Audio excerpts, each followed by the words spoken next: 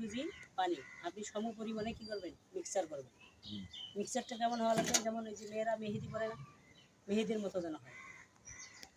এই দিক থেকেই ঢালতে থাকবেন। এখন প্রশ্ন হচ্ছে যে আপনি 3400 কেজি কীভাবে পরিমাপ করবেন? এটা তো আর আপনার ওজন বা অন্য কিছু দিয়ে পরিমাপ করতে পারবেন না।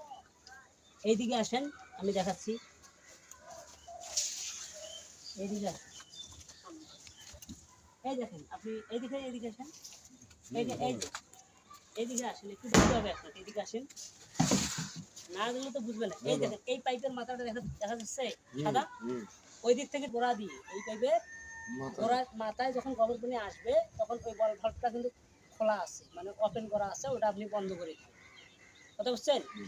3400 কেজি হলেই, লোডিং হলে ওটা আপনি বন্ধ করে দেবেন।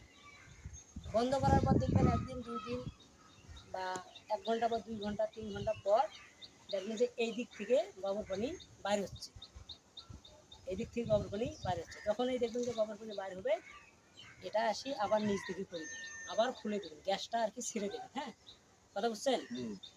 ছেড়ে দিয়ে আবার বন্ধ করে রাখবেন। তারপরের দিন আবার দেখবেন যে আবার এই দিক থেকে গোবর পানি করতেছে, আবার এসে কি করবেন, পুরো গ্যাসটা ছেড়ে দিয়ে আবার বন্ধ করবেন। অর্থাৎ এই উপরের চেম্বারে যত গোবর পানি উঠবে সব